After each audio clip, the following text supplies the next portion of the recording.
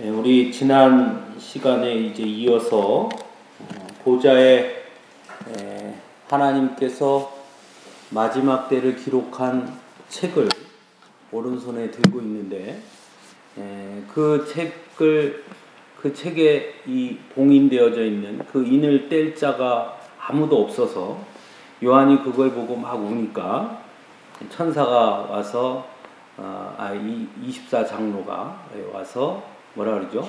있다. 뗄 자가 있다. 그게 누구냐? 그 두루마리를 뗄 자는 유다 지파의 사자 다윗의 뿌리가 이겼으니 그 두루마리와 그 7인을 떼시리라. 이렇게 이야기를 하고요. 이제 어린 양이 나와서 일찍이 죽임을 당한 것 같던 그 어린 양이 나와서 하나님의 오른손에서 두루마리를 이제 딱 취하셨습니다. 그죠? 우리가 지난 시간에 거기까지 했죠. 자, 이제 그 다음부터 이제 예수님께서 그 어린 양이 누구죠? 예수님이죠. 죽임당한 것 같던 일찍 죽임당한 것 같던 어린 양 예수님이 그 두루마리를 취하시고 나서 이루어진 일들입니다. 이제 먼저 오늘 본문에 보면 그것을 취하심에 어떤 일이 일어났느냐 보니까 그 하늘 보좌에 있던 네 생물과 24장로들과 그 뒤에 쫙 둘러싸 있는 천사들이 다 함께 뭐 하냐면 찬송하고 있습니다. 되게 중요한 일이에요. 우리는 생각하면 심판, 예수님의 종말, 심판 이렇게 생각하면 우린 무서워요. 무섭고 공포고 뭔가 무서운 일이 일어나고 뭔가 암울하고 뭔가 비극적이고 뭔가 그 우울하고 뭐 슬프고 뭐 어두컴컴하고 우리는 종말에 대한 우리의 이미지가 그렇단 말이에요. 그런데 요한계시록에 보여지는 종말은 예수님께서 그 하나님의 오른손에 있던 두루마리를 취하셔서 그 두루마리를 땜으로써 뭐가 시작이 된다 그랬습니까? 네, 종말이 시작이 되는 거예요. 그런데 종말의 시작점에 우울하고 슬프고 분노가 있고 뭐 눈물이 있고 그게 아니라 무슨 일이 벌어지느냐? 하늘에서 찬송이 벌어지는 거예요. 찬송이.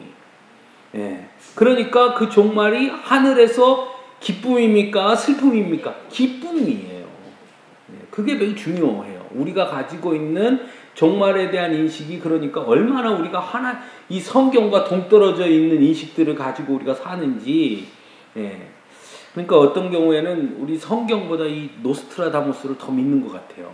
노스트라다무스의 무슨 그 뭐라 그래요? 그거 뭐 예언 그 책에 보면 뭐 어쩌고 저쩌고 되게 무섭게 나오잖아요. 그래서 그런 것 같아요. 어쨌건 자 그런데 자 이제 8절부터 봅시다. 두루마리를 취하심에 네 생물과 24장로들. 네 생물은 뭐를 의미한다 그랬습니까? 모든 피조물들. 24장로는 뭐라 그랬죠? 12사도와 12지파 곧 교회를 말한다 그랬어요. 그죠? 하나님의 택함 받은 백성들의 대표.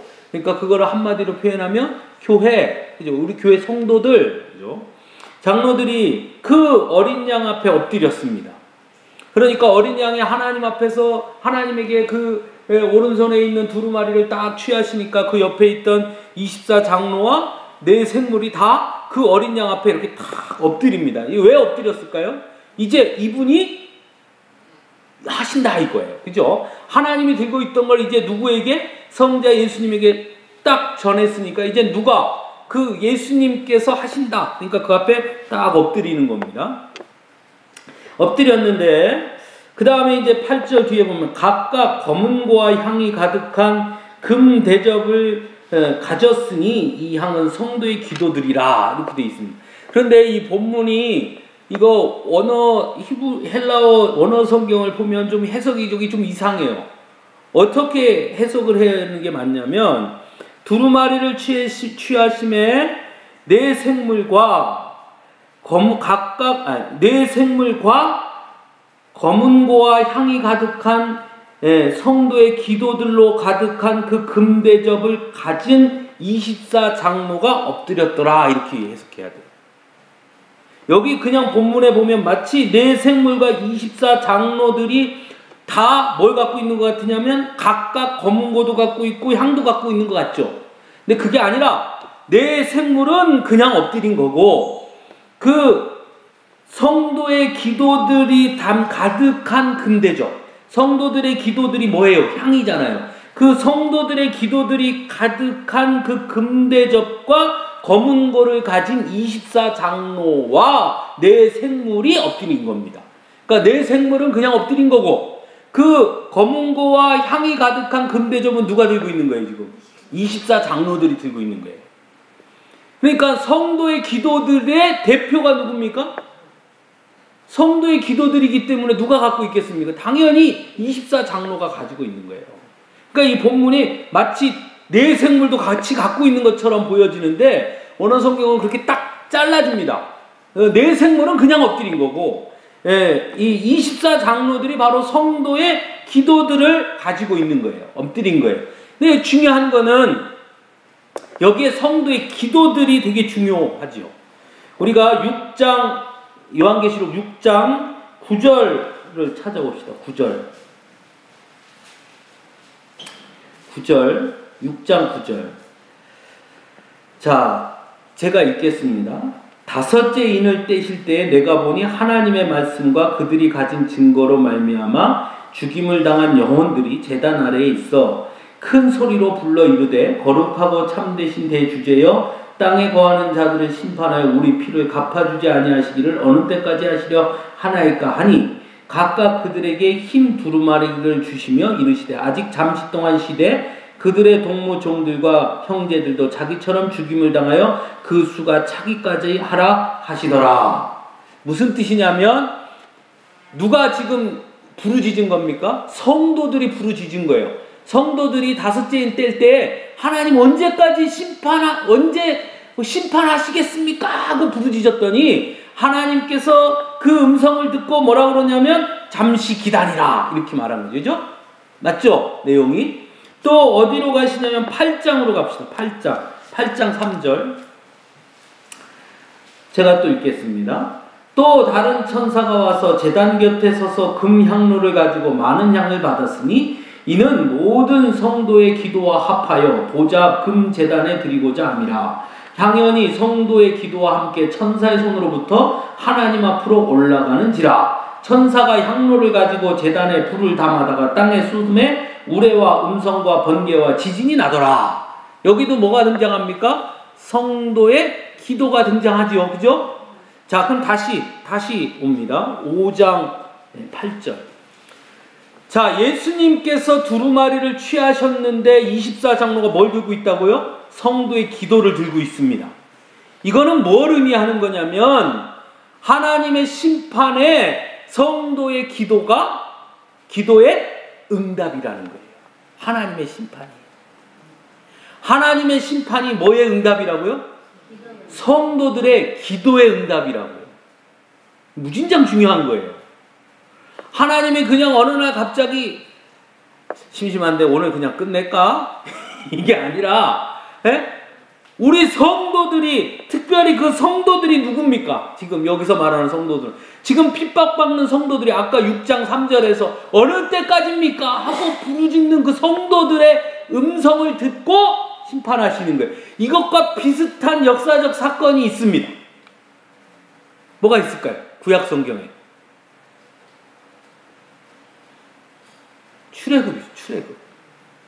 출애굽. 하나님께서 왜 이스라엘 백성들을 출애굽하게 하십니까? 뭐라 그러죠? 모세한테? 내가 내 백성의 부르짖음을 들었노라.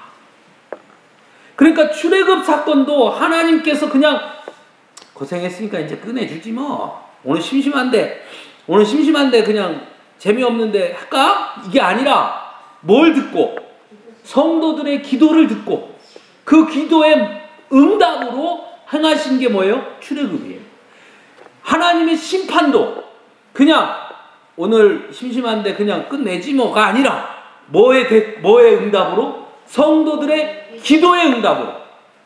그러니까 성도의 기도가 엄청 중요한 거예요.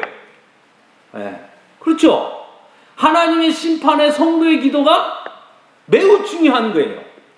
우리 식당 우리 밑에 주방에 가면 가스가 있잖아요. 불. 가스를 탁 연다고 불이 안 들어오잖아요. 뭘 땡겨야 돼요? 성냥불을 켜서 탁 해야지 가스불이 팍 나죠. 요 성냥불이 뭐예요? 이게 성도의 기도예요. 성도의 기도. 네? 성도의 기도를 땡겨야 뭐가 된다고요? 팍 불이 붙듯이 하나님의 심판은 성도들의 기도의 응답으로 이루어지는 거예요. 이게 왜 중요하냐? 자, 이 편지를 받는 그 초대교회 성도들에게 뭘 얘기해 주는 거예요? 요한이 지금. 고난 가운데 있는 성도들에게 너 뭐 해라? 뭐 해라? 기도해라. 기도해라. 고난 가운데 있는 너희들은 뭐 해라? 기도해라. 그러면 하나님 뭐 하신다? 응답하셔서 심판하신다. 그러니까 성도들이 고난 가운데 뭐 하겠습니까? 기도하죠. 그래서 야고보 사도도 뭐라 그래요? 고난 당하는 자가 있느냐? 저는 기도할 것이요. 그죠? 그러니까 우리가 그냥 힘들면 기도해. 이게 그냥 기도해가 아니에요. 그죠? 네, 그 기도가 아니에요. 여기서는. 이거 되게 중요한 거죠. 이늘 아까 6장 3절 우리가 아까 읽었는데 6장 3절에 보면 6장 아까 9절 읽었죠? 9절 읽어보니까 다섯째 인을 뗄 때에 인을 뗄 때도 누가 기도합니까? 성도들이 기도하는 거예요. 어떤 성도들이? 하나님의 말씀과 그들이 가진 증거로 말미암아 죽임을 당한 영혼들이 제단 아래에 있어서 순교자들이 그죠? 제단 아래에 있어서 기도했더니 예수님 거기에 응답하시잖아요. 또 아까 읽었던 8장 3절에 보면 1절이 뭐를 시작하냐면 7자 인을 떼실 때에 하늘이 반시간쯤 고요하더니 하나님 앞에 7 천사가 서 있어 7 나팔을 받았더라. 그때 무슨 일이 일어나느냐? 성도의 기도가 등장하죠. 그죠? 그러니까 하나님의 심판은 뭐와 연관되어 있다? 성도의 기도. 성도들의 기도의 응답입니다. 그래서 우리가 날마다 뭘 기도하느냐? 주 예수여 오시옵소서. 기도하는 거예요. 네. 자, 그래서 우리가 출애굽기에도 보면 이 하나님께서 이스라엘 백성들을 왜 구원하셨느냐? 그냥이 아니에요. 거기서 예수님 하나님 뭐라 그러시냐면 내가 내 백성의 부르짖음을 들었다. 그러니까 애굽 사람들에게 핍박당하는 이스라엘 백성들이 날마다 부르짖었어요. 하나님 우리를 언제 구원하시렵니까? 날마다 부르짖었거든요. 안 듣는 것 같지만 하나님은 다 들었고 그것이 찼을 때 하나님께서 손을 내미셔서 모세를 보내고 그리고 구원하시는 거예요. 출애굽하시는 거예요. 똑같습니다. 고난 가운데 있는 성도들이 어느 때까지입니까? 하고 기도한 것이 헛된 것이 아니라 하나님께서 그것을 듣고 계시고 때가 차면 하나님께서 그 기도에 응답해 주신다는 사실이에요. 얼마나 중요한 일입니까? 자, 그 다음에 이제 여기서 9절에 그들이 여기 그들은 누굽니까? 그들은 내 생물과 장로들이죠. 엎드려서 지금 다 엎드려서 그들이 이제 노래를 부릅니다. 새 노래를 불러 이르되 그 다음에 뭐라 그러냐면 두루마리를 가지시고 그 인봉을 떼기에 합당하시도다 이렇게 말해요. 그 앞에 어디 있냐면 2절 그 5장 2절 힘있는 천사가 큰 음성으로 외치길 누가 그 두루마리를 펴며 그 인을 떼기에 합당하냐 라고 물었잖아요. 그 대답이 뭐예요? 이분이 합당하다 이런 거죠. 그죠? 그래서 뭐라 하냐면 두루마리를 가지시고 인봉을 떼기에 합당하시도다. 왜 합당하냐? 그죠? 빠져 있어요. 그게 뭐가 빠져 있냐? 왜냐하면 이라는 접속사가 빠져 있어요. 우리 성경에 어디에 들어가냐면 떼기에 합당하시도다. 그 다음에 왜냐하면 이게 들어가 있어요. 왜냐하면 왜 그분이 합당하냐? 3가지 이유가 나와요. 첫째 뭐죠? 일찍이 죽임을 당하셨다. 그게 첫 번째 자격이. 두 번째 각 족속과 방언과 백성과 나라 가운데서 사람들을 피로 샀다. 세 번째 그들을 누구에게 드렸다? 하나님께 드렸다. 이게 이 인을 떼기에 합당한 이유입니다. 왜 죽임당한 어린 양이 죽임을 당한 것 같은 어린 양이 이늘대기에 합당하느냐? 두루마리를 갖고 이늘대기에 합당하냐? 그 이유가 뭐냐? 그 어린 양이 누구길래? 그 어린 양이 어린 양의 자격이 있는데 왜 그가 떼기에 가능하냐면 그는 죽임을 당했고 일찍, 그리고 모든 백성 가운데서 그들을 핏값으로 샀고, 그리고 그들을 하나님께 드렸다. 그걸 누가 했습니까? 예수님이죠. 그래서 그가 자격이 있다. 자격이 있다. 자, 그런데 여기에 보면 9절에 보면 일찍이 죽임을 당하사, 그 다음에 각 족속과 방언과 백성과 나라, 이 4번 나오죠. 예? 뭐라죠? 족속, 방언, 백성, 나라. 이거는요 사실 다 같은 말이에요. 그죠? 족속, 방언, 백성, 나라 다 같은 말이라고요. 몇 번 반복했습니까? 4번. 4번이면 뭘 의미한다 그랬습니까? 사방에서 온 모든 사람들. 모든 사람들. 뭘로 샀다고요? 피로 샀어요. 피로. 무슨 피로? 예수님의 보혈의 피로. 그래서 하나님께 드렸죠. 10절에 그들로 우리 하나님 앞에서, 그 다음 뭐라 그럽니까? 나라와 제사장들을 삼으셨으니 그들이 땅에서 왕노릇 하리로다. 자, 피로 사서 하나님께 드려서 그들이 뭐 하고 있답니까? 그들을 뭘로 삼았다고요? 하나님 앞에서 나라와 제사장들을 삼으셨다. 우리 이거는 어디를 찾아보냐면 출애굽기를 찾아봅시다. 출애굽기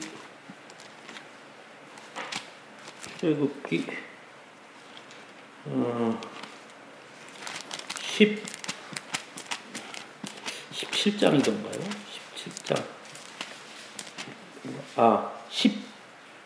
17장. 19장 6절. 19장 6절. 이스라엘 자손들이 시내산에 이르렀습니다. 홍해바다를 건너서 시내산에 이르렀습니다. 그때 하신 말씀입니다. 19장 6절. 시작. 너희가 내게 대하여 제사장 나라가 되며 거룩한 백성이 되리라. 너는 이 말을 이스라엘 자손에게 전할지니라. 아멘. 이거 언제 한 말이라고요? 출애굽해서 어디를 건너서? 홍해를 건너서 어디 앞에 서서? 시내산 앞에 섰을 때 하나님이 그들에게 뭐라 그래요? 너를 거룩한 나라 제사장에 되게 할 것이다. 오늘 본문에 뭐라 그럽니까? 하나님께 사서 드렸더니 하나님 앞에서 그들이 뭐가 된다고요? 나라와 제사장. 즉 구약의 출애굽한 백성들과 같은 택한 민족, 택한 백성들이 되게 하셨다. 누구를요? 우리를. 여기서 중요한 것은 그들이 땅에서 왕노릇 하리로다 이렇게 되어 있는데, 왕노릇 하리로다 라는 때 하리로다는 미래형이에요. 미래. 그러면 미래형을 썼으니까 앞으로 왕노릇을 하게 될 것이다 라는 뜻이죠. 그죠? 네. 그런데 헬라어 문법에는 이렇게 쓸 때가 있어요. 계속해서 반복되는 일은 그냥 미래형으로 써버려요. 네.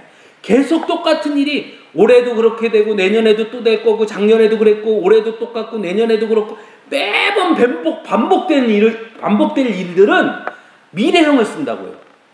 그러니까 여기서 왕노릇 하리로다라는 말은 지금도 왕이고 내년에도 왕이고 작년에도 왕이고 왕노릇이 계속 뭐 한다는 거예요? 반복된다. 반복.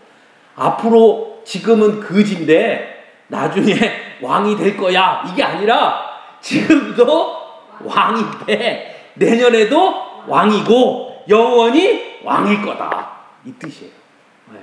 계속 왕이 될 것이다. 자, 또 여기에 보면 그런 말씀이 있어요. 9절에 각 족속과 백성, 방언과 백성과 나라, 그 다음에 가운데서 이런 말이 있어요. 그죠? 예. 각 죽임을 당해서 각 족속과 방언과 백성과 나라 가운데서, 이거 언어 성경에 보면 백성과 나라로부터, 영어로 from이에요. from. 뭐뭇으로부터, 예. 뭐뭇으로부터 사람들을 피로 샀다. 그러면 자, 이 나라와 제사장들을 삼은 사람들은 각 나라와 방언, 각 족속과 방언과 백성과 나라 전체입니까? 아니면 그 가운데서, 거기서 따로 얼마가 뭐라 해야 되나? 구별된 사람들입니까? 어? 다시. 가운데서라는 말은, 자, 각 나라, 각 족속과 방언과 백성과 나라는 이 세상 전부예요.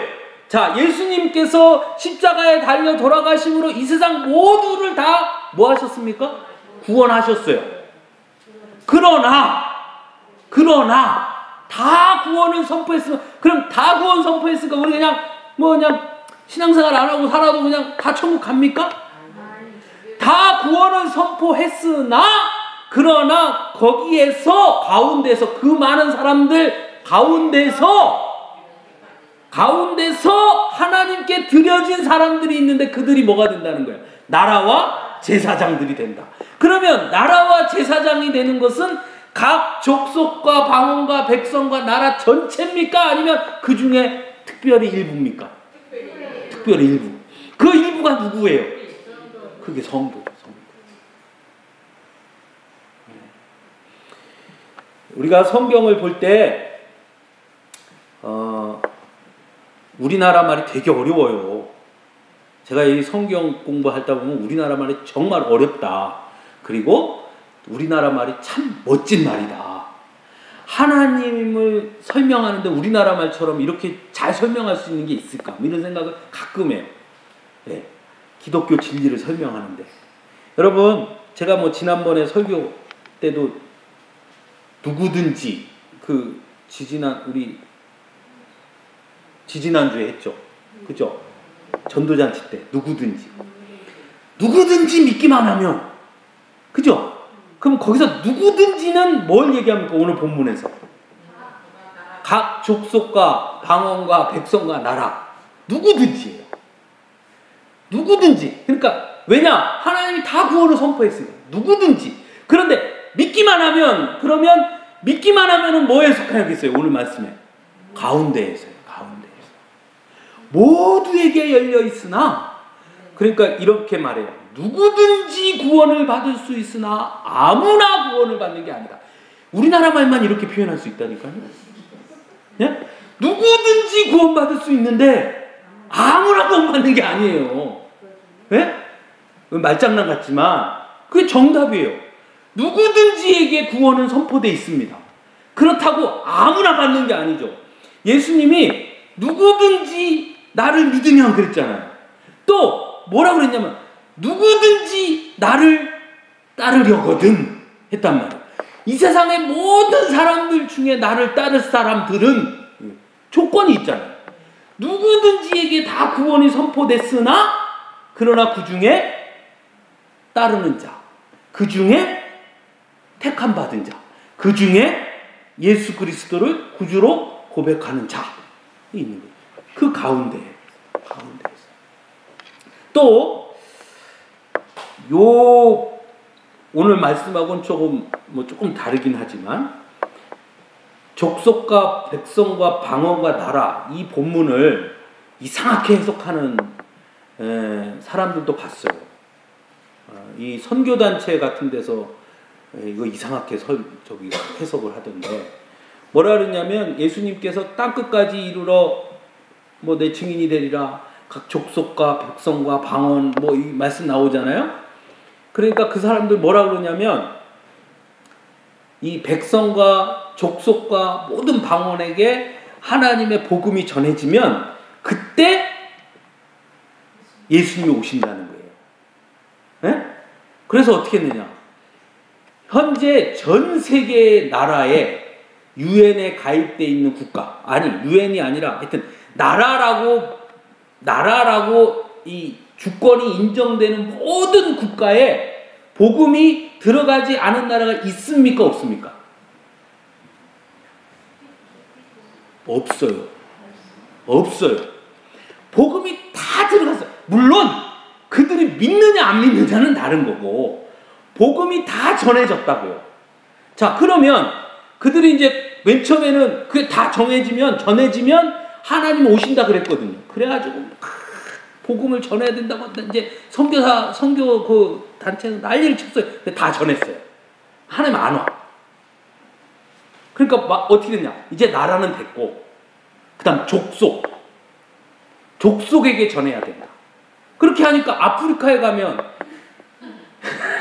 무슨 족 엄청 많잖아요. 그죠? 네? 뭐 마오리족, 뭐 무슨 족 많잖아요. 그들에게도 복음이 다 전해지면 그럼 온다는 거예요.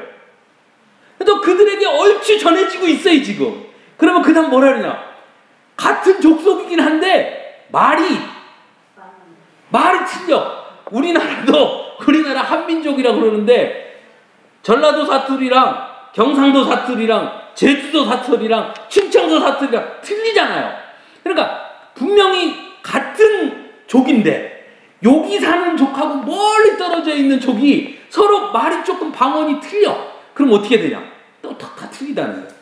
이렇게 이 성경을 문자 그대로 이렇게 해석을 하는 거예요. 그러면 이게 바로 문자주의예요. 네, 문자주의. 성경을 문자주의로 해석하는. 오늘날에도 이 문자주의 해석을 선호하는 분들이 참 많아요. 그러면 저는 한 가지만 얘기해요. 문자주의로 해석을 하려면 처음부터 끝까지 다 문자주의로 해석해야 돼요. 왜 자기네 마음에 드는 거는 문자주의로 해석하고 자기네 마음에 안 드는 거는 문자로 안 해석하냐는 거예요. 그렇게 문자주의로 제대로 해석하려면 오른뺨을 때리면 왼뺨을 어떻게 해야 돼요? 내놔야죠.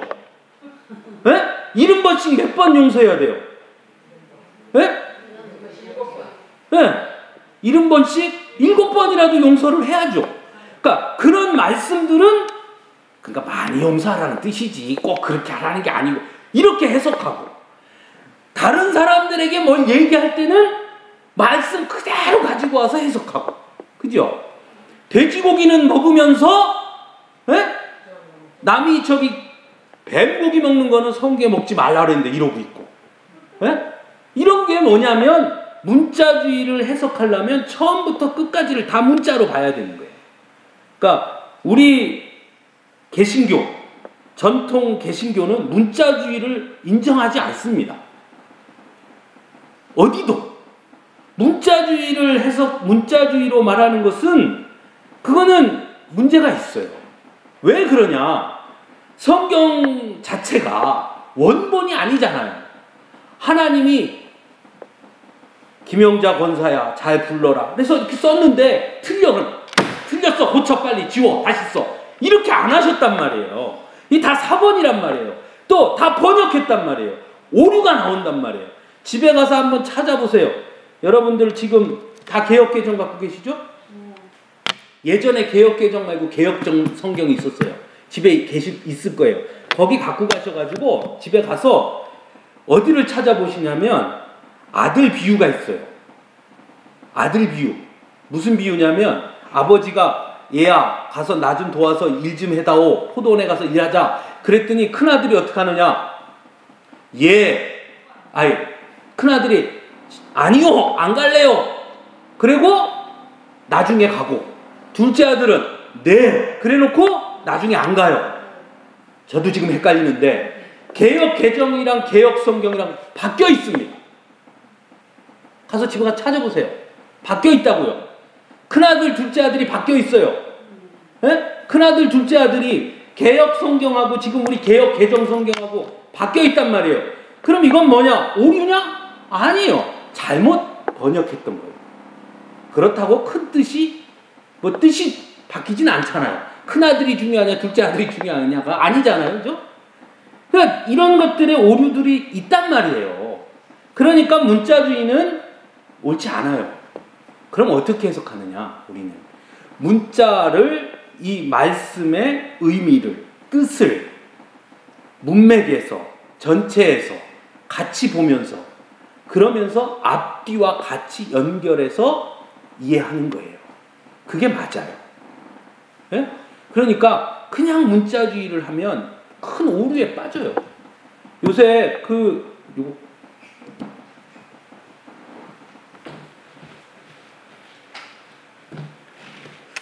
요새 우리나라 분들 보면 참 저도 보면서 참 이거 어떻게 해야 될까 뭐 그런 생각이 드는데요.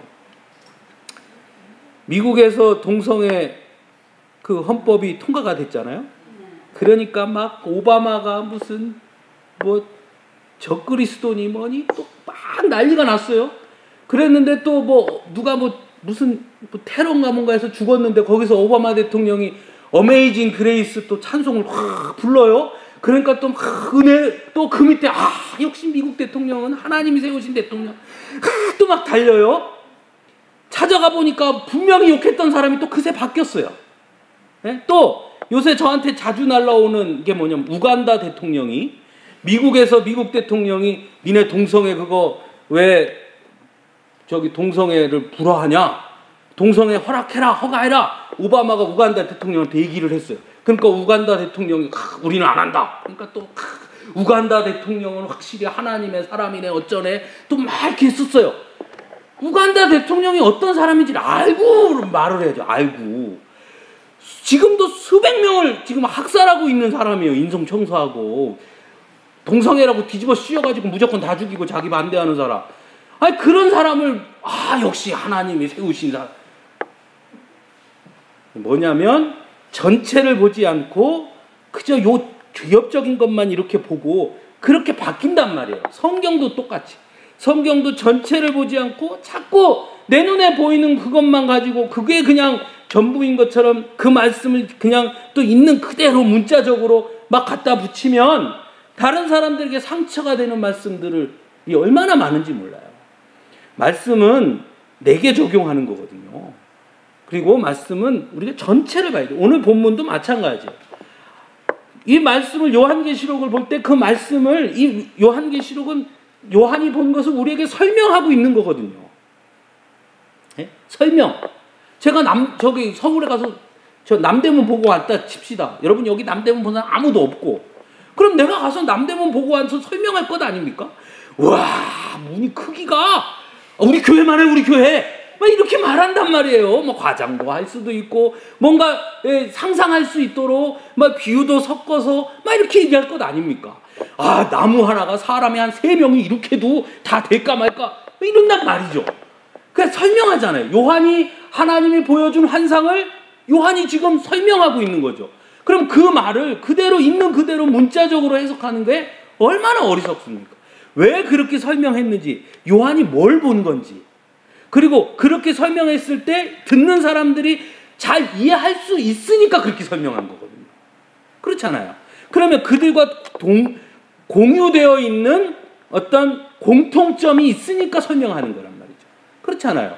여기 와가지고는 그 거시기 있잖아. 그럼 다 알아듣지만 경상도 가고 거시기 그러면 아무도 못 알아듣. 거시기에 대한 공유가 있어야 거시기가 거시기지. 그거예요, 그거. 그러니까 우리가 성경을 볼 때는 항상 전체적인 문맥에서 보는 거예요. 그래서 여러분 성경을 보실 때 딱딱 끊어서 보지 마시고 이해가 안 되면 앞절, 뒷절, 또 이해가 안 되면 그 앞장, 뒷장 같이 읽는 거예요. 그러면 이런 말씀이구나. 이렇게 이해할 수 있어요, 충분히. 예. 꼭 그렇게 하시기를 바랍니다. 어디 거기까지 갔죠? 자, 11절. 자, 내가 또 봄에 보고 들음에 보좌와 생물들과 장로들을 둘러서 많은 천사의 음성이 있으니 그 수가 만만이요 천천이라. 그 수가 만만이고 천천이면 몇 명입니까? 또 그러니까 만 곱하기 만, 천 곱하기 천. 이게 아니고 만만 천천은 뭔 수예요? 셀 수 없이 많은 수가 있다 이거예요. 진짜 많은 수가 있다.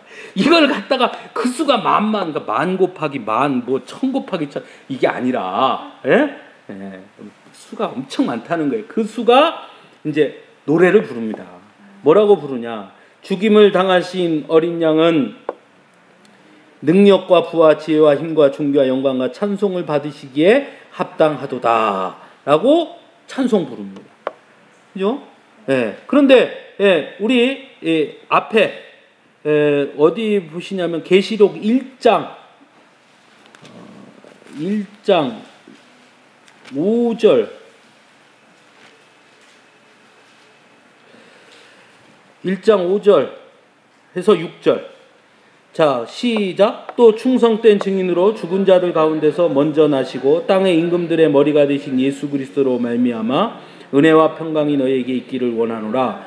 우리를 사랑하사 그의 피로 우리 죄에서 우리를 해방하시고 그의 아버지 하나님을 위하여 우리를 나라와 제사장으로 삼으신 그에게 영광과 능력이 세세토록 있기를 원하노라. 이 노래가 여기 오늘 우리가 지금 보는 계시록 5장에 보면 영광과 찬송을 받으시기에 합당하시도다. 13절에 또 그 가운데 모든 피조물이 이르되 보좌에 앉으신 이와 어린 양에게 찬송과 존귀와 영광과 권능이 세세토록 돌릴지어다.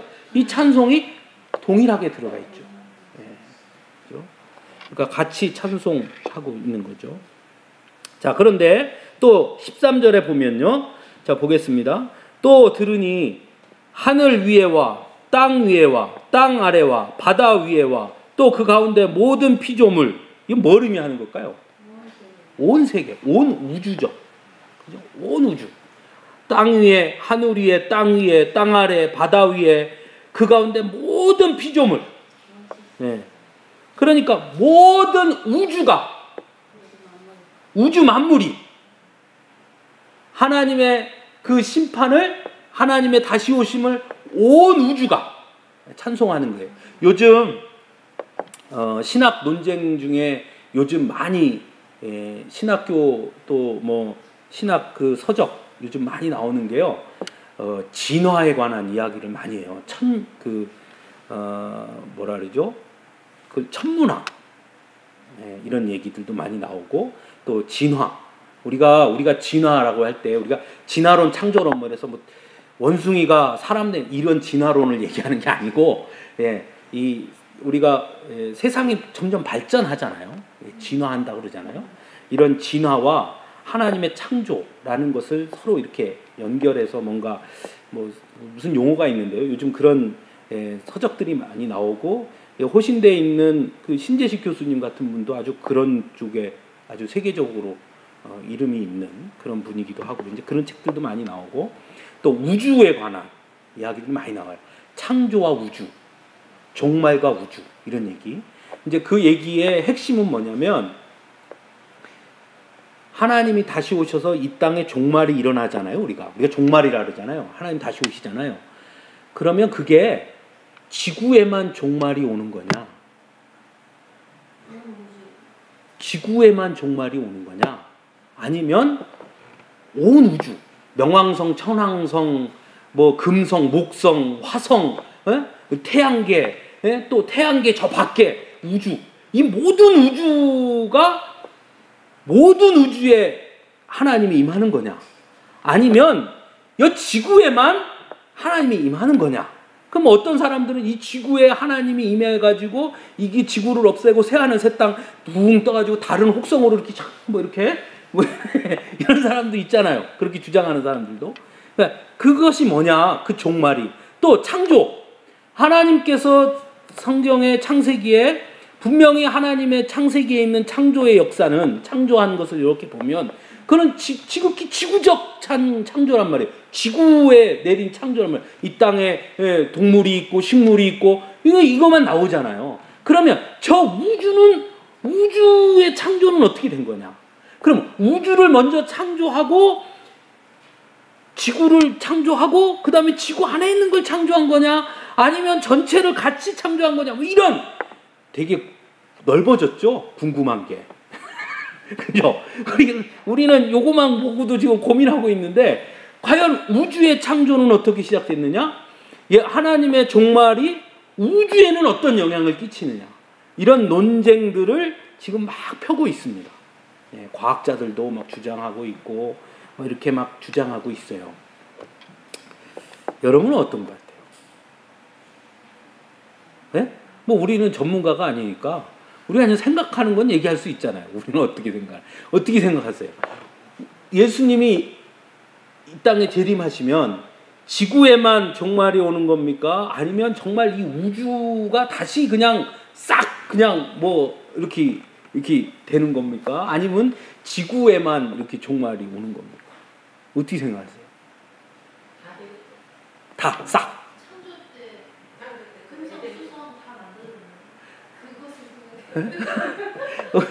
어떤 것 같아요? 김영자 원장님 어떠신 것 같아요? 빛이 있으라고 해와달이 빛을 먼저 만들고 나서 그러니까 빛을, 그러니까 태양을 먼저 딱 만들고. 아니죠. 빛을 만들고. 그래서 요즘 그 논쟁들이 되게 심각하게 대립하고 있어요. 근데 나름대로 다 뭐 근거들이 있지 않겠어요? 다 근거들이. 그런데 저는 개인적으로, 이건 제 개인적인, 성경을 이렇게 쭉 읽어보면 마지막 하나님의 창조에 대해서는 잘 모르겠어요. 저도 창조에 대해서는 잘 모르겠는데, 그런데 창조에 대해서도 뭐 나름대로 저보고 얘기하라면 얘기할 수 있겠는데, 그것보다 저는 더 확실하게 느끼는 건 종말 있죠. 종말, 마지막 이 땅에 다시 예수님 다시 임하시는 그 종말의 때는, 그 종말에 관한 말씀 속에는 오늘 이 본문도 그렇지만 하늘 위에와 땅 위에와 땅 아래와 바다 위에와, 그래서 여기서 제가 좀 관심 있는 건 하늘 위라는 말이에요. 하늘 위. 이때 당시 사는 사람들이 하늘 위에가 뭐가 존재한다고 느낄 수 있는 시기가 아니잖아요. 그죠? 그런데 분명히 천사들이 뭐라고 찬송했냐면 하늘 위에와 라고 찬송했고요. 성경 곳곳에도 뭐라고 그러냐면 하늘 위라는 단어가 많이 나와요. 하나님과 관계돼서. 그런 관점에서 볼 때는 저는 예수님의 심판은, 마지막 종말은 전 우주적 종말이다. 그러므로 창조도 전 우주적 창조다. 저는 이 지구에만 국한되어 있는 게 아니라 이 온 세상, 우리의 시각이, 우리의 눈에는 우리가 뭐 지금 천문학이 발전해서 태양계가 몇 개가 있고 뭐가 몇 개 있고, 그것도 우리의 한계예요. 우리가 본 것까지예요. 저는 그것 이상, 우리가 못 본 더 많은 것까지도 하나님께서 다 창조하시지 않았겠느냐. 예, 그죠? 그리고 종말도 그 모든 것에 임한다. 저는 그렇게 생각합니다. 네, 그래서 요즘 새로운 어떤 종교들, 뭐 외계인이 나타났다, 뭐 외계인이 뭐 와서 뭐 아까 제가 말씀한 것처럼 뭐 하나님께서 새하늘 새 땅, 그래서 이 지구를 이렇게 해가지고 이 믿는 자들만 탁 띄워가지고 뭐 화성이나 목성으로 이렇게 뭐 이런 얘기들을 하는, 그렇게 설명하고 그렇게 접근하려고 하는 사람들이 있어요. 그런데 저는 그렇게 생각하지 않아요. 그래서 전 우주적 종말이 아니겠느냐, 저는 그렇게 생각합니다. 여러분들은 어떻게 생각하는지. 왜냐하면 제가 왜 이 말씀 드리냐면, 이건 아직 뭐라고 이렇게 정리가 되어 있지 않아요. 그런데 하여튼 저도 요즘 그거에 좀 관심이 있어서 이 책 저 책 좀 읽어보는데, 좀 서로 좀 얘기들이 좀 다르지만 뭐 그건 그 사람들 얘기고, 하여튼 제가 보는 성경에서 제가 이렇게 보는 관점은 그렇다. 14절, 내 생물이 이르되 아멘 하고 장로들은 엎드려 경배하더라. 이렇게 있습니다. 자, 13절, 모든 피조물이 이르되 보좌에 앉으시니와 어린 양에게 찬송과 존귀와 영광과 권능을 세세토록 돌릴지어다 하니, 그게 중요해요. 그 다음에 뭐라 그랬습니까? 내 생물이 아멘 했습니다. 그러니까는 종말이 우리 인간, 믿음의 사람들인 우리만 기다리는 게 아니라 모든 피조물들이 예수님의 이 땅에 다시 오심을 화답하고 있고 기다리고 있고 찬송하고 있는 거예요. 그래서 이 종말이라는 것, 예수님의 다시 오심은, 그래서 제가 자꾸 말씀드리는 게 파괴가 아니라 새 창조 또는 회복. 거예요. 우리가 자꾸 종말을 파괴의 관점으로 보는데, 예수님의 오시는 종말은 파괴가 아니라 회복과 재창조. 그것이다. 그래서 모든 생물들도 아멘 라고 찬송하고, 또 믿음의 사람들 또한 기쁨으로 화답하고 경배하는 그런 구조인 거죠. 자, 이제 여기까지는 5장까지는 배경이 배경. 이제 우리가 6장부터는 내용이에요. 이제 뭐 여러분들이 제일 좋아하시는 심판에 관한 이야기. 심판이 도대체 어떻게 일어나는지, 그 심판의 내용, 인심판, 뭐 대접심판, 뭐 나팔심판, 뭐 이런 심판들, 그리고 이제 뭐 우리가 많이 나오는 뭐 적그리스도 뭐 이런 얘기. 여러분, 적그리스도라는 말이 요한계시록에 있습니까, 없습니까? 없습니다. 적그리스도란 말은 없어요. 그 우리가 만들어낸 말이에요. 왜 적그리스도라는 말을 만들었느냐? 이제 보면 알지만 예수님이 보좌에 있는 것하고 똑같이 있습니다. 이제 보면 알아요. 내 생물하고 24장로가 이렇게 있는 것처럼 마치 그 구조가 똑같이 이제 펼쳐집니다. 적그리스도. 그러니까 그리스도와 같지만 적인 거예요. 그래서 그냥 우리가 적그리스도다 이렇게 말, 가짜다 이런 뜻이기도 하고요. 그래서 이제 우리가 그 내용을 쭉 들어가서 살펴보면 뭐 또 하여튼 더 재미도 있을 거고 그럴 것 같습니다. 다음 시간부터는 이제 6장 우리 뭐 14만 4천도 나오고 또 이 심판에 관한 이야기도 나옵니다.